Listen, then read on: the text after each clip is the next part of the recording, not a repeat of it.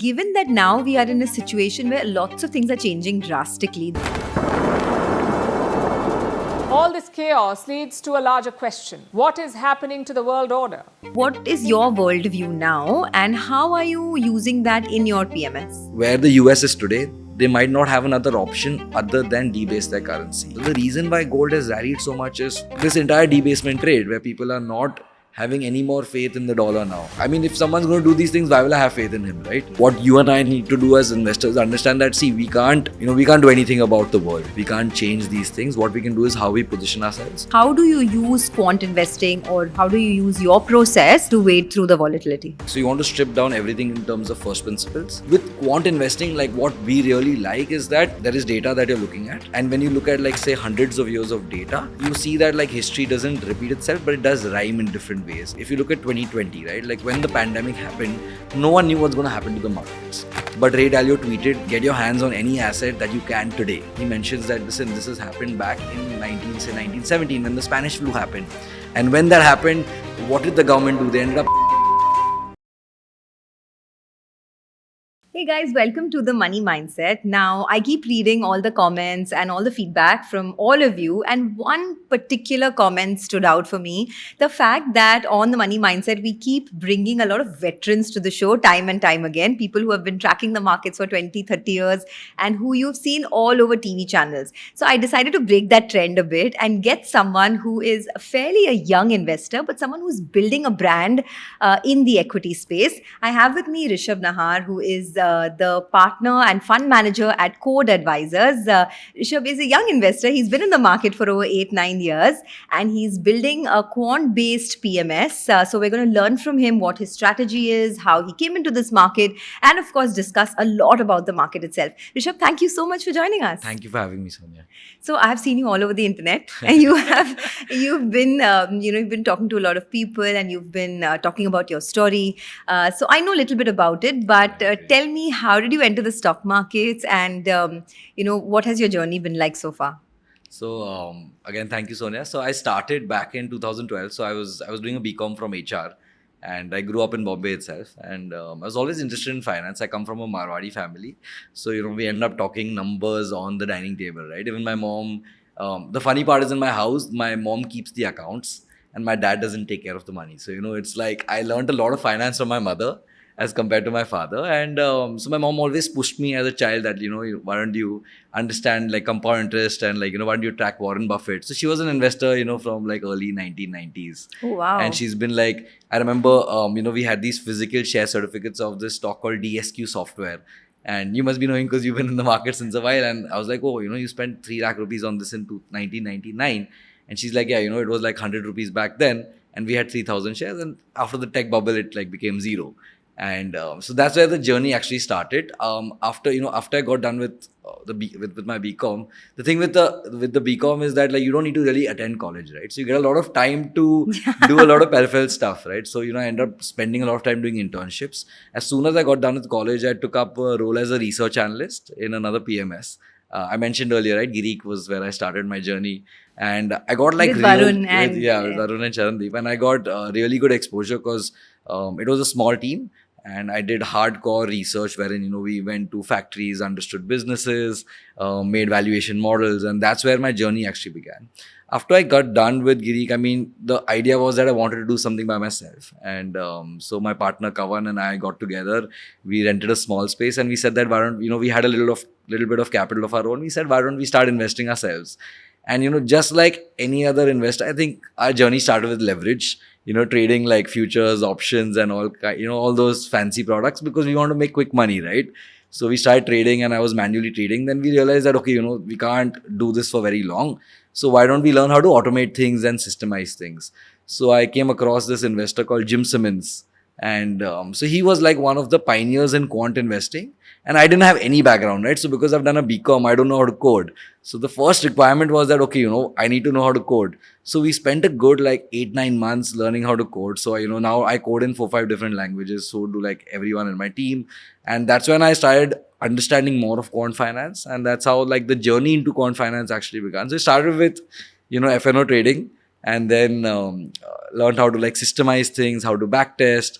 And in 2018 is, when we actually started managing outside funds. In 2024, we launched the PMS. So today now we are like a 35 people organization. Nice. And And you manage about 350, 400 yeah, crores? 350, 400 crores of AUM. So the thought process was never to manage outside funds. Over the last 10 years, we ended up growing our own capital very well. And for us, it's all about consistency. It was not about CAGR or any of those things. It's about the journey. So when I look at the markets, I'm like, it's not about the final number. It's about, okay, fine, can you go through it without those emotions? Recently I was reading that this one of like the world's greatest traders, he mentioned that you're a successful trader when you go back home and your wife does not understand, your PNL from your face, right? Like, and I think it makes sense because otherwise, like, there are bad markets and then you have a bad year. So the idea with quant finance was that can we make something wherein we don't have major ups and downs? Can we have like a smooth equity curve? Because not everyone is like a Warren Buffett, right? You can't see your portfolio drop by 50% 4-5 times in your career and yet survive. No, that's true. It's interesting that your mom was an investor, and that's where you got exposure, and you're lucky. I mean, you got exposure so early on in your life, right? It's not too many people have that privilege, because most people you speak to, at least in my age group, say that I wish our parents had bought into the markets instead of buying property and putting their money into FDs. Absolutely, yeah. So that's, I think, where it all started for you. Yeah, I think like with my mom, in fact, she's like really passionate. I like to talk about her a lot because she ends up coming to office. She's learned how to code. I mean, she's like 65 now, right? Like, and it's not like she has any sort of, any of that background, but she's like really passionate. And I mean, not like she's doing in-depth research. Recently, she's telling me, when the Silver Rally happened, she's like, Rishabh, there's a big shortage. I'm telling you right now, you need to buy silver. I was like, Mom, you got to stop all this surface-based research and the speculation. Then the next day, she's like, Rishabh, you have to buy me one Bitcoin right now. I said, how do I just buy you one Bitcoin right now? But, she's so passionate about it. That's where I guess, like that's how it all started. I can see that passion in you as well. And it's so nice to hear, because I speak to a lot of people who are in this market for 10 years, 20 years, 30 years. And I guess after a certain point, there is a little bit of hubris that settles in, where you feel like you know it all, right? And I feel that is when you start making all the mistakes. You're not open to trying new things. Like hardcore equity guys, they don't want to invest in gold and silver when it's right in front of their eyes that things are changing, or they don't want to even learn about Bitcoin. No, no offense to anyone, but someone like you who's still very young and learning is open to these new asset classes. Yeah, absolutely. Right? I think like, around me, I've seen like, so through my journey in Greek and like the people I know, I've seen a lot of people make a lot of money just through small cap and micro cap investing, right? Like most of the guests on your podcast, I know that like they own large stakes in large companies and that's how they become successful. And, I think there are multiple ways of getting to becoming rich, right? Like, so I end up tracking like different investors. So there are people like say, Ramdev Agarwal or Radhakrishan Damani, and then there is someone like a Jim Simmons and a Ray Dalio. So all the philosophies are so, different. And like, I think that we only understand the, like the surface level that, like they made 100x in a stock, but you don't know anything about their journey, right? Like I speak about this that no one knows actually why is Warren Buffett really rich. I don't think that he's rich because of his stock picking. I think he's rich because of his use of leverage, right? Like the fact that he got an insurance business and then he took all that money and invested in the markets, right? Got him to where he is today. So if you, dissect the journey, there are multiple ways. I think the one thing that's common is that, I don't know if it's greed or ambition, but it's the fire in the belly that has got them there, right? Like absolutely, yeah, absolutely. So I want to understand your investment philosophy. I do know that you primarily do quant investing, but tell us a little bit about that process. And in a market like this, which is so volatile, which you don't know what's going to happen the next day, how do you use quant investing, or how do you use your process to wade through the volatility? So what we end up doing is everything, like, so you want to strip down everything in terms of first principles. And this concept of first principles we learned from Elon Musk, right? So when he built the, when he built the rocket, when he built SpaceX, he said that why is the rocket so expensive? And he stripped down everything and realized, it's the battery, right? And we can actually build this internally. And, so the same thing with investing, right? If you strip down everything in terms of first principles, everything comes down to a process. With quant investing, like what we really like is that there is data that you're looking at. and when you look at like say hundreds of years of data, you see that like history doesn't repeat itself, but it does rhyme in different ways. So I'll give you an example. Look, if you look at 2020, right, like when the pandemic happened, no one knew what's going to happen to the markets. But Ray Dalio tweeted, get your hands on any asset that you can today. The thing is that how can you be so confident, and as like a fund manager at that that level, how can you tweet something like that, right? But later on he mentions that, listen, this has happened back in 1917 when the Spanish flu happened. And when that happened, what did the government do? They ended up printing a lot of money, and there was just liquidity in the system. So all asset prices, so you're seeing asset based inflation. So stuff like that, right? So with quant investing, the idea is that you go back in time, you figure out, different environments, you figure out that, okay, how have different asset classes performed in different environments? And then you would realize, okay, fine, this is how you can fine tune your model today. So what we end up doing is that we look at, say we, look at Indian markets. We have about 20-25 years of data. And when you're looking at 25 years of data, you're trying to see that, okay, fine, in what environment, what has done well and what hasn't done well. So we call that, we term it back testing. Right. So we actually essentially run through a back test. So something that we do is we've been heavy on gold. And, we often get this question that, oh, like, why did you invest in gold? Or did you know gold is going to go up? And I say, I did not know that gold was going to go up. And I don't even know what's going to happen from here. But if I run a back test, if I look at like, say, 20 years of Nifty data, Nifty has given us maybe 11-12% per annum. Gold has also given us 11-12% per annum. But if you mix it up, like if you had put 50% of your money in Nifty and 50% in gold, the equity curve becomes very smooth. So when I say equity curve becomes very smooth, 2008 Nifty saw like a 60% drawdown. Maybe you must have witnessed it in your career, right? And 2020 also we saw 37% drawdown. But at the same time, gold was say smooth, or gold did not see that drawdown. And there were different times when gold saw drawdowns. So that combined portfolio could give you the same return, that same 12% per annum, but with a lot less volatility. So this concept comes from Ray Dalio again, where he says that, he does this thing of all-weather investing, wherein you look at 50, the idea is that you get to 15 uncorrelated assets, and all of them will be positive at, say, the end of 5 years or 7 years, but they all have different return streams. So they're not, dependent on each other. I haven't found 15, and, I don't know how he does it. I have an idea how he does it, but I don't know exactly how he does it. But the idea is that if you can do that, you can have a positive year after year, and the journey is really smooth. So you have an all-weather PMS as well, right? Given that now we are in a situation where lots of things are changing drastically, there's a whole new world order that people are talking about, where fiat currencies are losing demand, and we have alternate asset classes coming up. What is your if you had to wear or if you had to look through your crystal ball, what is your worldview now, and how are you using that in your PMS? So I'll tell you like the way I look at the market. So I look at money.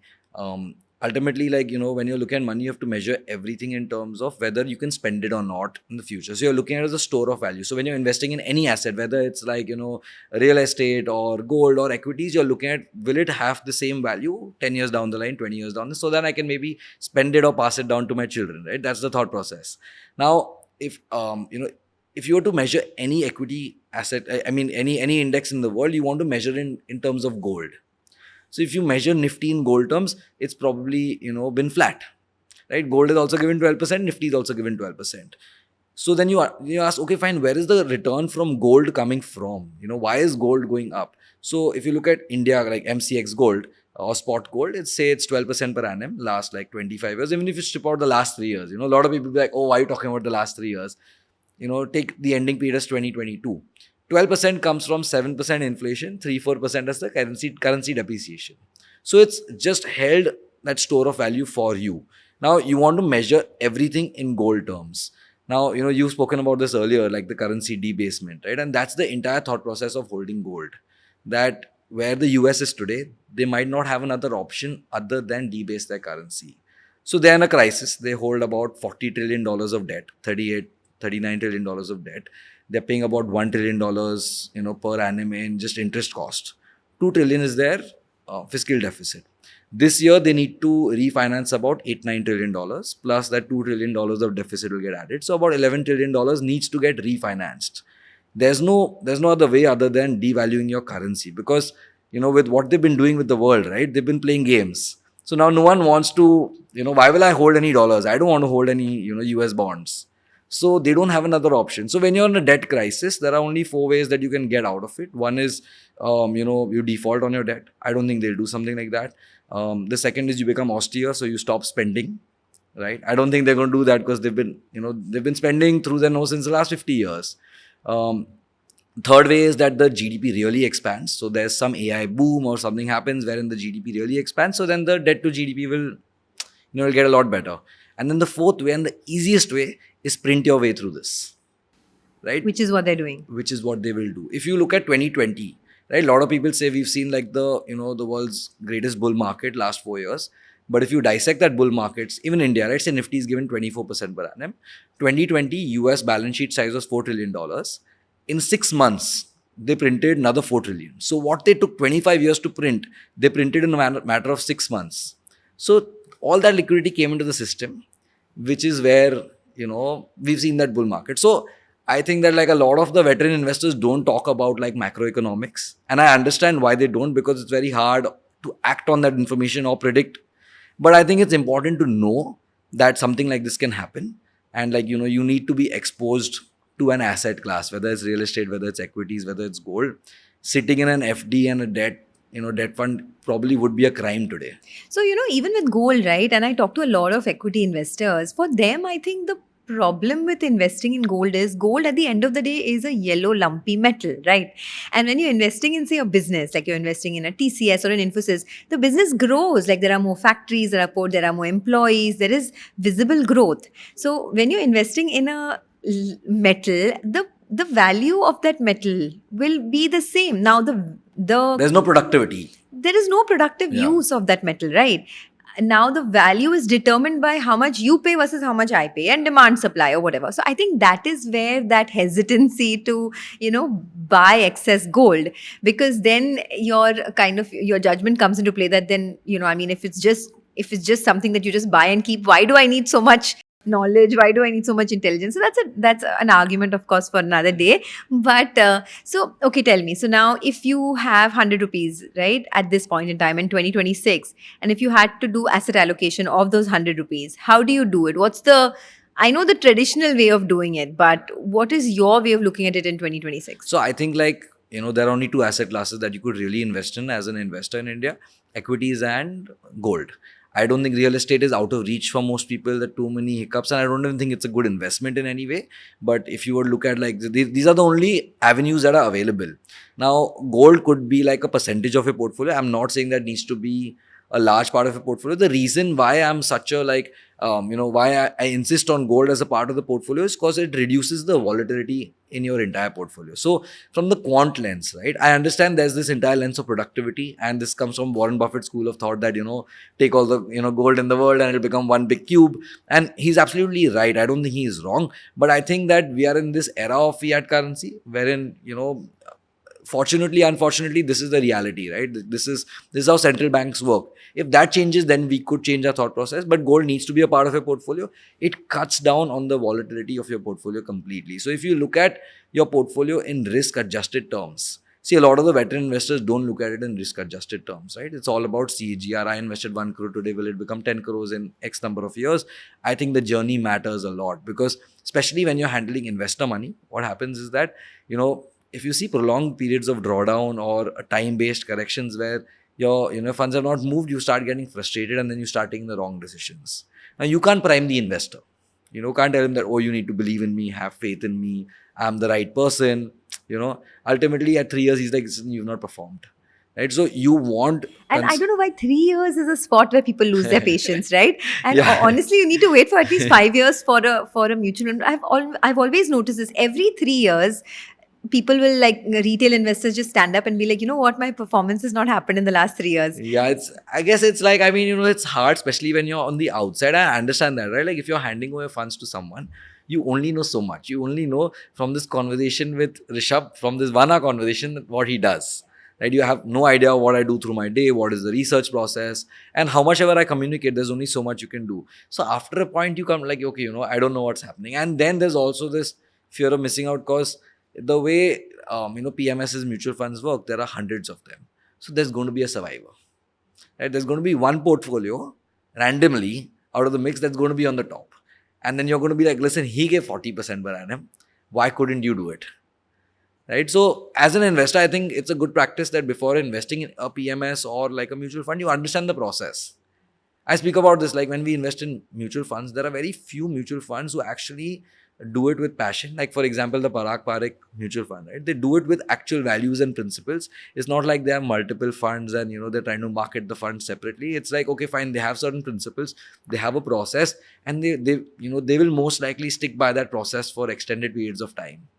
And you want to back a fund manager or a mutual fund who has a certain process and sticks by the process. We spoke about this earlier, right? Like where fund managers keep changing and you put faith in the brand, but you don't know if because the fund manager changed, the process is going to change, right? Okay, so there are two more complaints about PMSs, and I wanted your thoughts on them. One is that you never know about the churn that happens within the portfolio, right? You are not given, you don't know if, like within a 1 month period, 2 month period, whatever happens within the PMS itself. And the second is that when that churn happens, there's that extra taxation that also comes into play. Now, how do you deal with that? Because that is one of the main reasons why people are like, why should I put my money in a PMS when there's extra taxation that happens with a stock churn, when I'd rather just put it in an index fund or a mutual fund. Mutual fund, yeah. I think, so there, I guess, like that communication from the PMS, that this is exactly what we do, this is how we do it, and there is going to be a churn. And what you want to look at is the post-tax return, right? Because you're going to compare to a mutual fund who can churn the portfolio and not pay any tax on it, right? So you're competing on uneven territory. And I think like that communication from the PMS is really important, that listen, this is what we do, this is how we do it. And like more and more transparency from the PMS. And a lot of the PMSs feel like, we can't share so much information because then, where's our edge going to lie?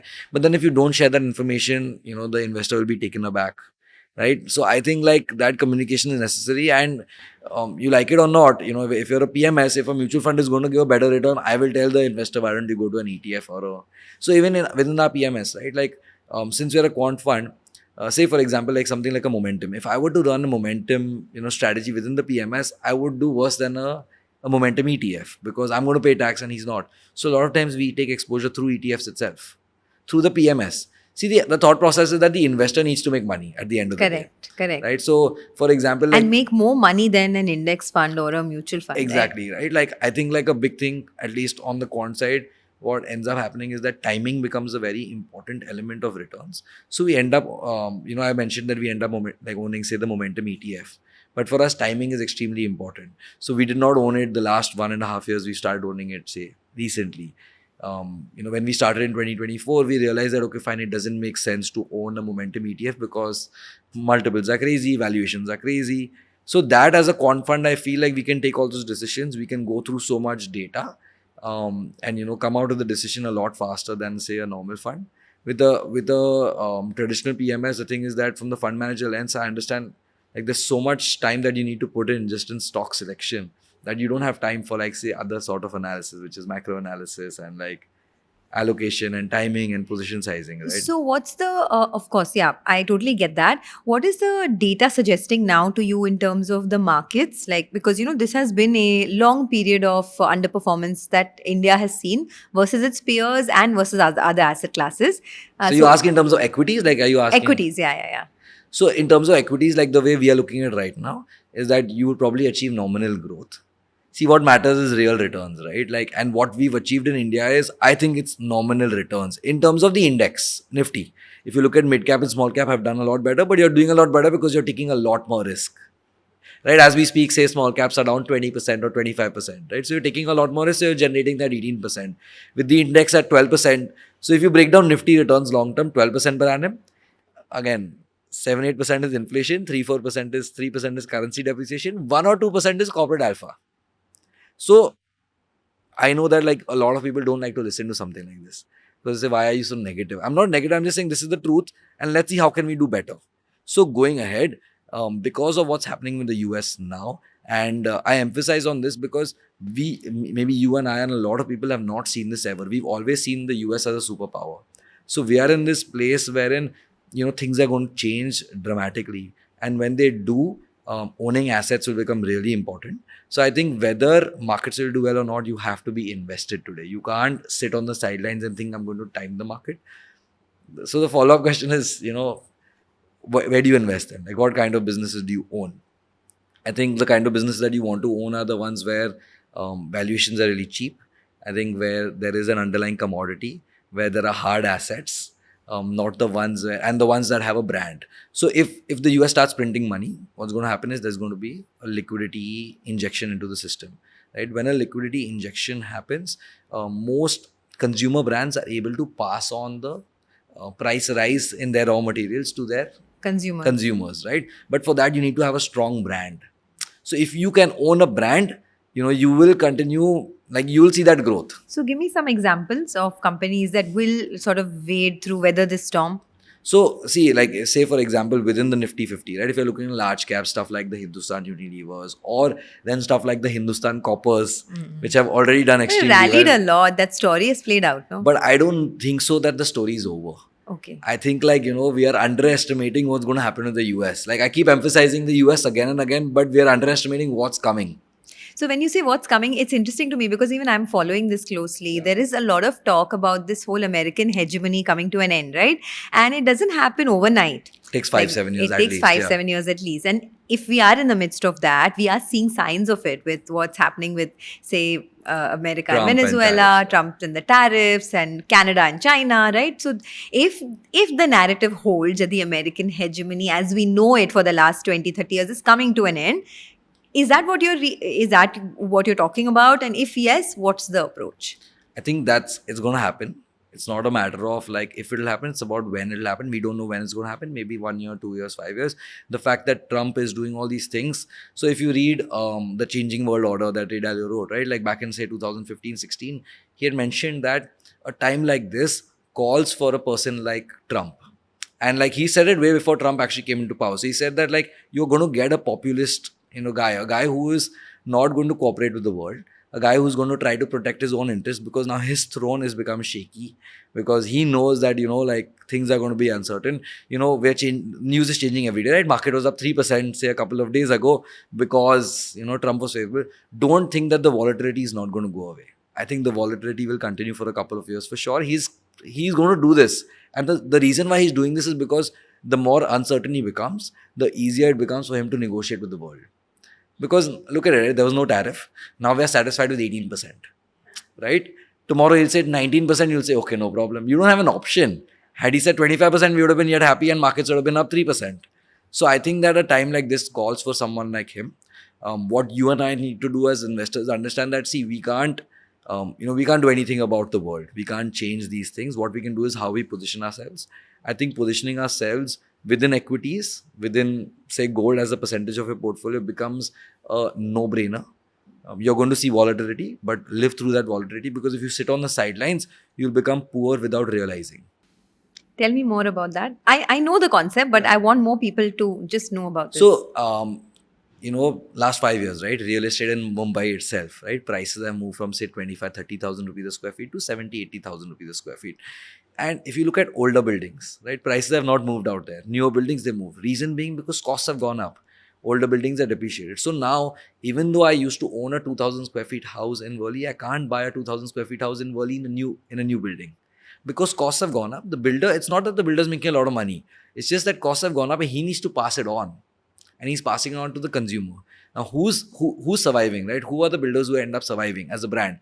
Say the Lodas, the Godrej, the guys who end up having that, the brand name and who can pass it on. So when the line that I said that if you don't own an asset, you'll become poor is that the government is going to continuously print money. They will print their problem away. You will not realize they will print their problem away. And because you are not invested in an asset, the value of your money will erode. Right? Like 1 crore today will not be worth 1 crore in 5 years. It's going to be worth a lot less. So the reason why gold has rallied so much is this entire debasement trade where people are not having any more faith in the dollar now. They're saying that if someone's going to do these things, why will I have faith in him, right? To look at the problem from an investor lens, I understand it's a very complicated problem to understand, right? Like, how do you think of all these things? But you look at the country as an individual. So if you look at the US as a guy who's like really, he's taken a lot of loans on his books and but he's really reckless, right? He's taken all your money, he's blown it up on things he doesn't need.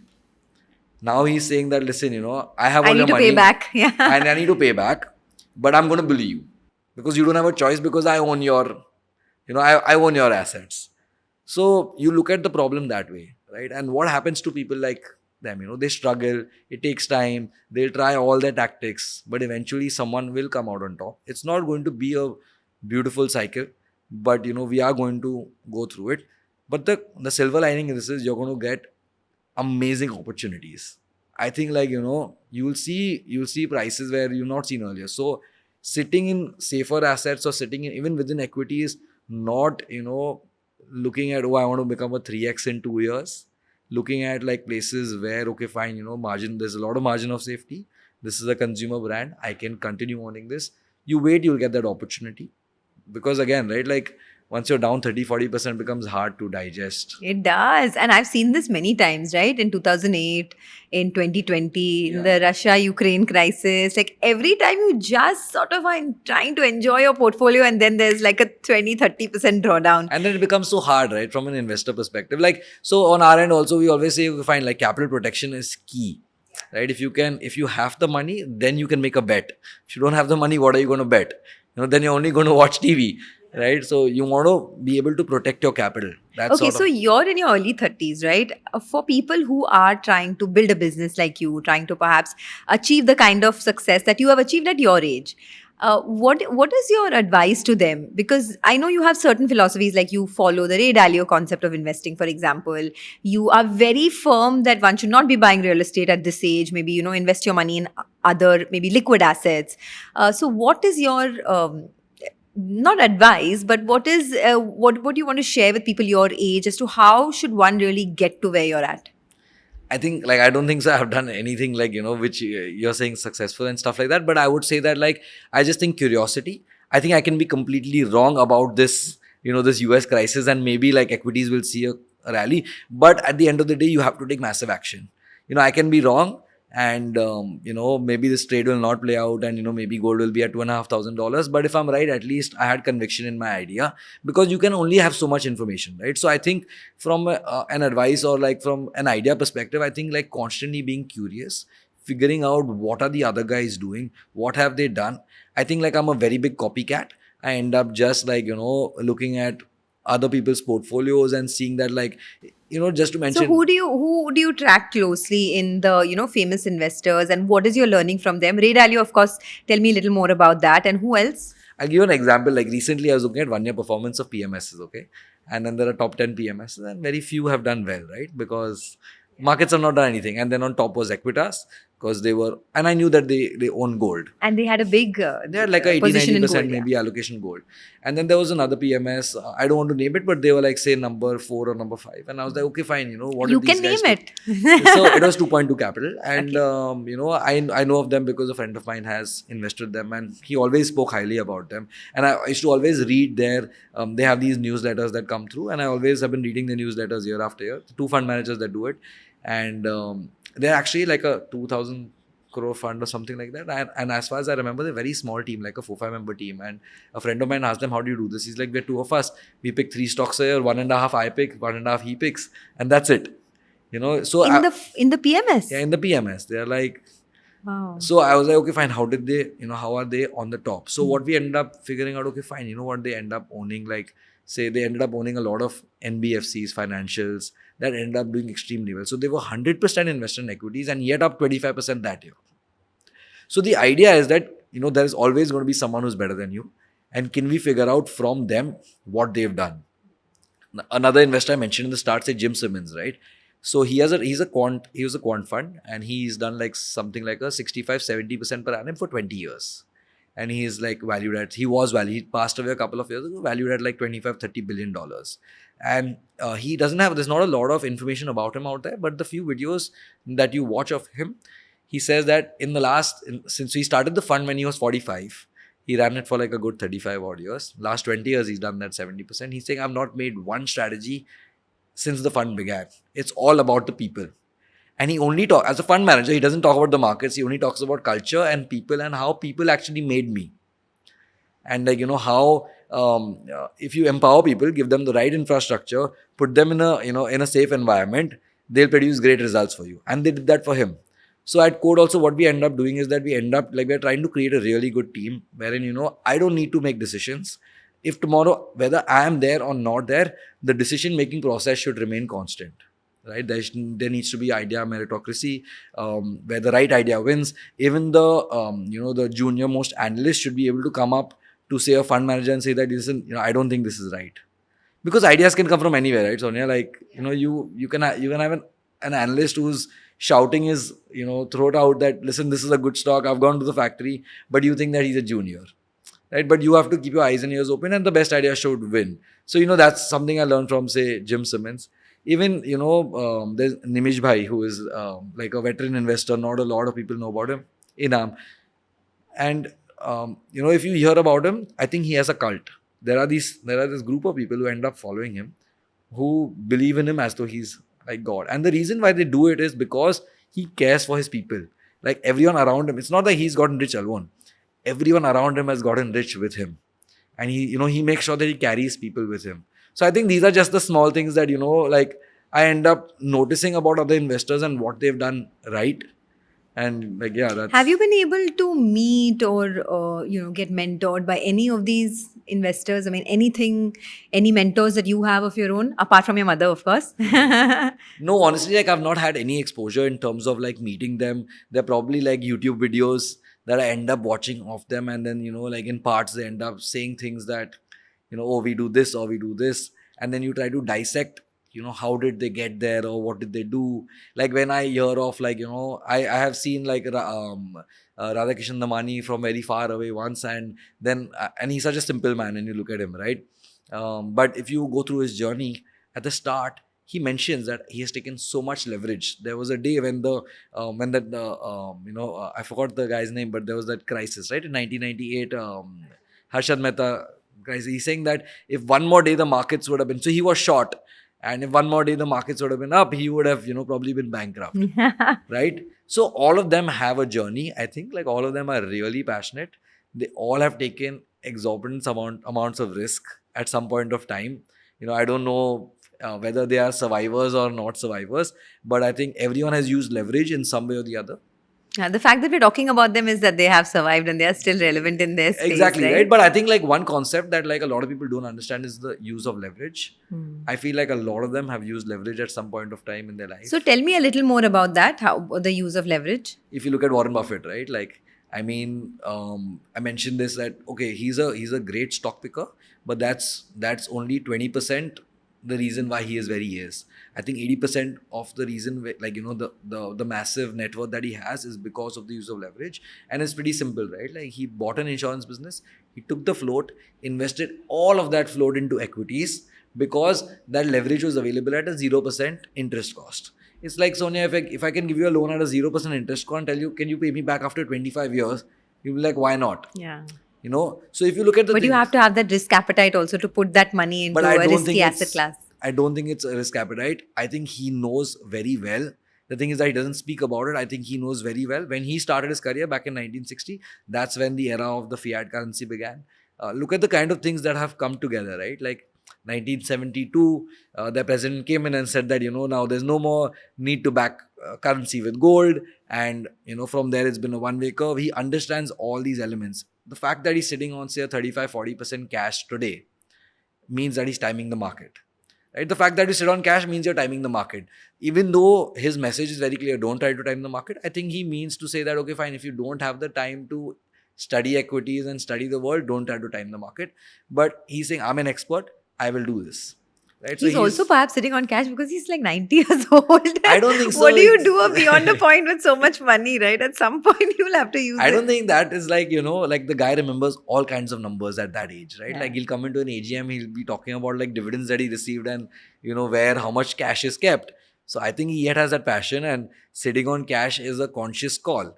And probably he knows things that we don't, right? And the idea is, can we figure out what he knows? Why is he sitting on a 40% cash? So between now that we've established that it's going to be a very volatile world and things are changing rapidly, and the American system of, say, the petrodollar or even just dollar as a dominant currency may not hold 10, 15 years down the line, right? Between Indian equities, global equities, gold, silver, Bitcoin, everything that there is, where do your preferences lie? I think equities and gold. We don't have the reach to get to Bitcoin. I don't understand Bitcoin, the way the currency works, honestly. So maybe not the right person. Global equities, a lot of opportunities out there, like specifically even with China. If you look at a lot of allocation happening out there today. If you just visit China once, right, like just go to a factory and see the kind of, I went once to buy furniture thinking I'll get for cheap out there. It's a lot cheaper. Midnight, 12 o'clock, I called up the factory guy that, I wanted to visit. He's like, yeah, I'll keep the factory open. Don't worry. I wanted to buy just one sofa. But the guy is saying at 12 a.m., he's like, yeah, no problem, come, I'll, maybe like 50,000 rupees or 1 lakh rupees. But the guy is saying, no, that's the kind of work ethic they have. If you're going to get rewarded for this at some point of time, right? And so having exposure out there could be Do you great. invest in the Chinese markets? Honestly, I have zero exposure outside of India. All the exposure is over here, just from a restriction perspective, right? Like you can't really, put any significant sum of money outside of the country because there are LRS restrictions. Now you can through Gift City and all. Huh? You can, but again, it's from an individual, it's restricted to 250K a year. That's like tops. So that allocation can be done, but again, the taxation is also a lot more if you're investing. And also when you're investing, you have to 20% is the TDS, the TCS that's going to be cut, right? So it's not lucrative. Like your outperformance has to be a lot more. So then your option is only Indian equities and gold, right? If you're looking at Indian equities, I think there are like lots of opportunities, but again, in that consumer space, in the commodity space. So if you're playing that and with extremely like good valuations, like I would not put my hands in any of the high flying, high growth businesses today. If you look at you've been in the market since say 2008, yeah. Right? So if you look at 2014 and 17 were crazy years for small caps, right? 14 and 17 we saw all kind of growth businesses do extremely well, even 2023, 2021. But if you look at what has caused that, the crazy run up, a large part is maybe 50% is liquidity. And that when that liquidity comes in, then you'll end up doing extremely well. So we don't know whenever the US starts printing, growth businesses will again do well. But I think like the commodities and the consumers will end up doing a lot better. Having allocation to gold again is something that, we continue to hold just from a cutting off the risk perspective. So if someone has missed out on the gold rally and wants to allocate now, it's still worth buying gold? I think as a percentage of your portfolio, yes. So now I'll tell you the problem, right? Like if I spoke to someone yesterday, he's like, should I buy gold? I said, see, if you look at gold alone as an investment in your portfolio, there's a problem. You have to look at the entire portfolio as a whole. Problem is that you're not looking at the portfolio as a whole. Then what happens is that people decide that let me switch my mutual fund portfolio to my gold portfolio, and then that's where the mistake happens. Say, let's take for example, you have 1 crore rupees, put 25 lakh rupees in gold and 75 lakhs is in equity, say in mutual funds or a PMS, whatever. Now, at the end of 1 year, it's possible equities does extremely well, gold is flat. What most people end up doing is, ye bekar hai. Let me remove gold and put in equities. See, you need to understand that both of these asset classes are not correlated. There will be periods where gold will perform. There will be periods where equities are going to perform. You're not going to get the upside of every instrument. It's not possible. Right? Most people are feeling bad that they didn't get the upside from gold. But yeah, probably because you were exposed to equities from 2020 to 2024 where you made a lot of money. Yeah. So asset allocation is the key, basically. Asset allocation is extremely. I think asset allocation and position sizing is probably more important than stock picking. So on position sizing, I want to talk about that because for someone and for people who don't know, position sizing is when you have conviction in a particular stock and then you decide to kind of raise your position in that one stock, and people don't do that because they don't have so much conviction. So if they feel, say, a Hindustan Copper is doing well, instead of putting like 500 rupees in Hindustan Copper, their conviction levels are still that, oh, I'll just put 100 and then I'll see, I'll watch it. But how do you kind of develop the skill of position sizing? I think position sizing is a factor of knowledge. So let's take it really easy. Who is whose position is the largest in a company? The promoter. Why is the promoter having the largest position? Because he can control the company and he has access to all the information about the business, right? So he's probably a 70%, 80% owner in the business. Now, then comes the investor. Now, the thing with an investor is that you can only know so much on the outside. So, position sizing becomes a factor of knowledge. Say there are investors who can actually get in touch with the promoter. They speak to the promoter. They get access to factory visits. I'm a small investor. I don't have access to that kind of information, right? Wherein I can actually understand the product a lot more. Say I like the solar sector, right? But I don't understand how a module is made, or I don't understand how a battery is made, or I don't understand how a panel is made. Until I don't go to a factory, it's going to be really hard for me to, you know, get a real understanding. Now, the way we break it up is, I would say that I would rate knowledge on 10 and say that fine, if it's a 9 on 10, my position size can be maybe 10-15% in that one particular business or sector. And if it's say a 1 on 10, it could probably be 1-2%. You have to bet. You can't not bet, right? You can't not bet because there's only going to be so much information. And you have to figure out how to get more and more information. So if you look at anyone who's taken a stake in the business, has probably spoken to the promoter, right? And the reason he's taken a stake is because he has access to information. I'm not saying that this is information that the public should know or not know. It's just more understanding of the business. Where say if you've done a factory visit, you will know exactly how this business works, right? So when you have that kind of knowledge, I think conviction comes from there. So from an investor perspective, idea is to gain the knowledge. Yeah. Okay, fair enough. So you were talking about some sectors, right? For the next couple of years, which are the big themes, the big sectors that you're very bullish on? I think I'm again the same thing, right? Like consumer goods and everything with an underlying commodity. I think it's a very easy play if you understand the debasement and what's going to happen in the US. It'll become a very easy play for you. Anything else requires like a bottom up approach wherein you actually go understand from the management, right? So if you break up the market, I think like 80% of the companies are in the small micro cap space, right? There are about 5,000 companies, about 3,500 are in the small micro cap space.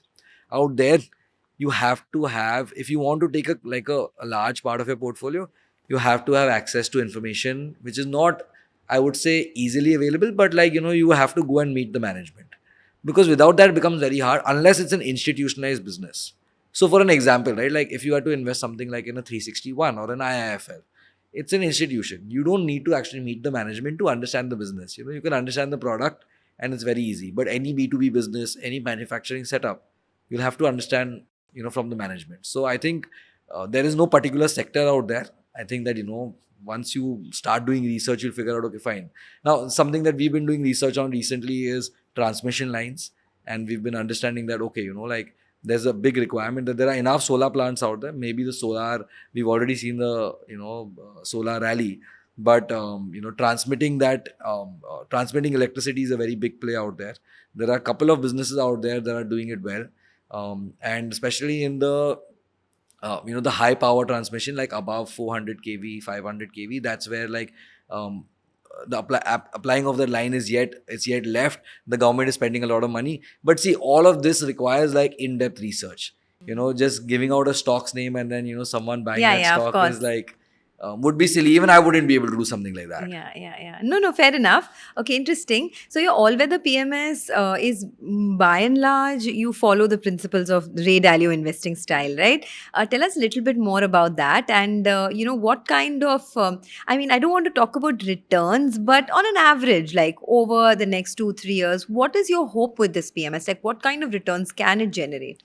I think like there's no prediction in terms of returns. The idea is complete. Like with all weather, the idea is that you want to have a portfolio that sees very low drawdowns. So every PMS tries to optimize, or try to optimize for CAGR. How do I make 20%? How do I make 25%? For us, the idea is how do I have good risk-adjusted returns? How do you measure risk-adjusted returns? Like, can you put a number to it? See, since we are a quant fund, we want to put a number to everything, right? So a good way to look at it is we look at this ratio called the return divided by the drawdown. And when I say drawdown, I mean, say, you started with 10 lakh rupee portfolio. It went to say 15 lakh rupees. Now it's come down to say, from 15, it's come down to say 14. So that 1 lakh rupee that you lost, so 1 divided by 15, right? Say 6-7% is a drawdown that you have seen on your portfolio from peak to trough. Now, the number that we are tracking is your return divided by the drawdown. So say, we did a 25% return with a 5% max drawdown. So that means that there's never been a time from the peak of your portfolio, your portfolio should not have fallen more than say 5-6%. So that number, that ratio is what we end up tracking. Our objective is that even if you make 12% per annum, can you make it with a lot lower risk? Look at the Nifty, it's done 12% per annum. Look at the risk that you're holding. 2008, you lost 57%. I don't think that's in any way it makes sense, right? But that's true. But the argument is, and I know you are biased because you run a PMS, but for someone who is just looking to protect their capital largely and get on an average 12-14% returns, that's something the Nifty has given you in the last, 2-3 decades. So, but we right? can do it a lot better, right? Like I mentioned, if you add gold to your portfolio, forget the last 3 years. I know like a lot of people say, oh, gold has done last 3 years. You go back and look at gold year after year return. But then you can buy gold separately also, gold So ETFs. don't do it in the PMS. Absolutely not a problem. I'm saying that like you don't need to. Like when an investor comes to me, I'm saying don't do it. Do it yourself. The problem with doing it yourself is that it's not your full-time occupation. Very well you can compare, one fund to another fund. And you will say, oh, he did 18 and you did 16. I think the thing is that like you didn't achieve that 18, right? You achieved the 16. Now you don't know whether you'll be able to, live through the Nifty cycle. You'll be able to live through a 25% drawdown. When the idea of giving it to a PMS or a fund manager, that at least you don't have the headache of the stress of managing that. If it's a full-time occupation, go ahead and do it. I don't think there's a problem out there. So even within the PMS, we get this. We have a problem because we end up owning a lot of ETFs within the PMS. We don't end up owning stocks, and at least in all weather. And a lot of investors will be like, but you're owning ETFs, and you made your money in gold. But I'll say, see, we took the call, right? At the end of the day, whether it was luck or whether it was like skill, very hard to differentiate. But we had to take the call. We took the call. If you and think the call that, went right. and it went right. So it's, I think it's about. So even last whole month we saw gold falling like maybe 30% or 25% from peak, but our portfolio did not see more than a 6% drawdown. Okay. Because of the way we structure the portfolio. So I think that's the skill that a fund manager needs to bring on the table, right? No, absolutely. Now, I take your point. I mean, for someone like you who's now in the building stage, right? I mean, it's not even been 10 years since your PMS. It's been just a few years. It's just a few years. So you still have to see many cycles. Absolutely. Which is what investing teaches you, that you will not learn how to be a good long-term investor until you don't go through those cycles, right? Absolutely. I mean, see, I get it a lot of times that, you're so young, you have not seen a cycle, the day you lose like a large part of your capital, you'll understand. I'm saying that, I understand, and that's going to happen. It's a part of, growing your business, being an investor. But at some point of time, if not late, at some point of time, you need to have conviction, right? You need to understand that you're not going to have all the understanding. Right? I can't wait for the next 15 years to get that conviction. I think that's where Quant plays a really good role, wherein that if you can study history, right, then maybe I don't need to live through the cycle. Yeah, living through the cycle definitely will, really. For example, I saw maybe 2018, 19, 20 where small caps were, went through a really bad phase, and I had exposure to small caps. Maybe drawdowns were like 50-60%. What did you do back then?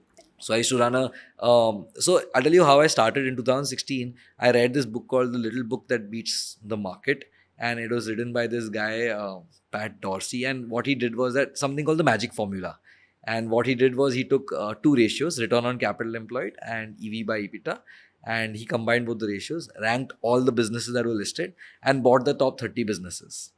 And he did this year after year. And in the US, he did something like a 20% per annum in the fund. And so I ran a back test. I took all the India data, and I had learned how to code. So I created like 20 years of data. And what is a back test, by the way? I'm sorry, I'm very bad at coding, so I don't know anything about coding. So this is all new to me. So I'll just talk about Quant. Okay, what is Quant? I'll tell you what it is not. It is not a black box. It is not like some code that you have written and it's going to pop out and throw up some stock. It's just a set of rules. Right? It's simply a set of rules. I think I would say like the most simple or the most stupid quant model is the Nifty 50. Right? Nifty 50 has 50 businesses. How are those 50 businesses coming into the portfolio? Based on market cap. So the larger the business, it's going to come in the top 50, right? Based on free float market cap. So it's a simple quant model. Once in 6 months, they churn the portfolio. So once in 6 months, one business or two businesses come out and a couple of businesses come in. Now, if you think of it, something so silly, where there is no fundamental factor, there is no promoter judgment, has done 12% per annum, then can't we make something better? right? Can't be put in some fund. Like what if, with the Nifty 50? So this was the thought process. What if with the Nifty 50, I could only buy businesses where return on capital was good, where, they have, say, a 2-year profit track record, right? So maybe that will do better than the Nifty 50. So what is the quant model that you're using now? So right now, outside of all weather, we also run another strategy called the growth fund, which I started back in 2017. Okay. And the idea was that looking at return on capital employed, promoter holding, age of the promoter.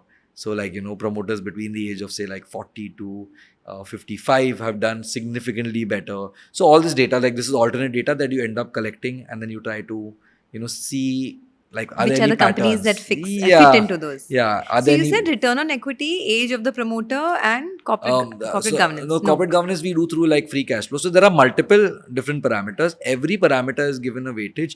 The highest weightage is always given to return on capital employed. See, this is like math, right? If you know that a promoter can, has great capital allocation skills and can generate 20% return on capital year after year, the stock will do extremely well.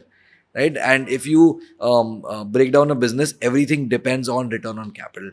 In the long term, any 10, 15-year journey, you will see that the return on capital of a business will match the return on the stock price. If you look at the Nifty 50, 12% per annum, long-term returns. Look at EPS growth, 11.95. It's almost like, the same. And it will converge at some point of time. So if there's a big gap, then you know that there is going to be some sort of convergence at some point of time. So taking a look at all these different parameters, working capital, so all sort of fundamental stuff, no price, right? All sort of fundamental stuff.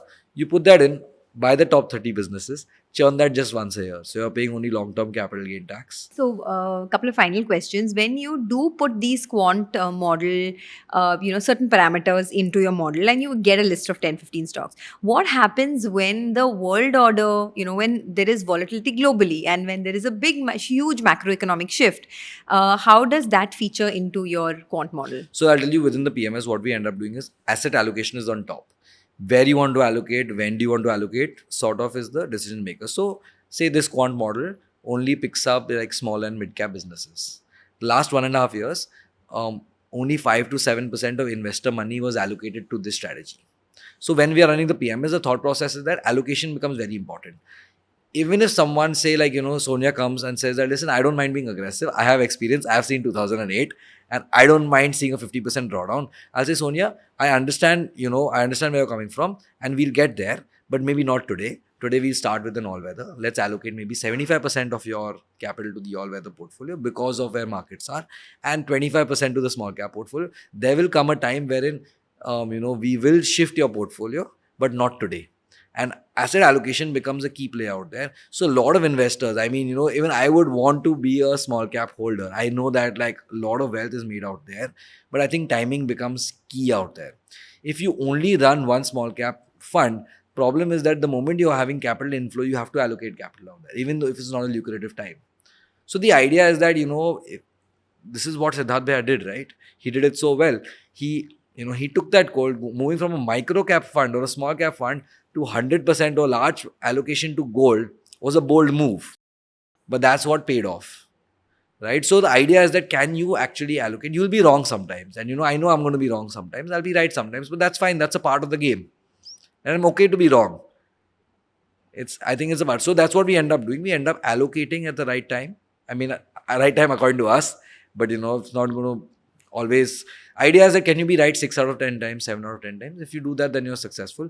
I don't think investors are worried about like, that guy did 20 and you did 18. I don't think people really fuss about it. The idea is that, if you're able to beat the market consistently over a 3-5 year period, then you'll be fine. Then you're good to go. Then you're fine, yeah. Rishabh, it was really a pleasure speaking to you. And, it's so refreshing to hear your thoughts because as someone, and I completely agree with you when you say that, a lot of people must be telling you, you're so young, you've not seen many cycles. But there are pros and cons of being a young investor, right? The cons, of course, are that you've not seen many cycles, but the pros are that you approach everything with a very fresh perspective and you are ready to take those risks. You are ready to adapt to the changing world world order. And you don't have that so-called hubris, right? Because something has worked for you for 20 years, you're not saying that, okay, it's going to work for the next 20 years, and you're not refusing to change. So I think that's a great positive for you. So keep going and all the best. I'm sure I'm going to have you on my show a lot more to discuss specific topics. But thank you so much for being on the Money Thanks, Mindset. thanks, Sonia. Thanks for having me.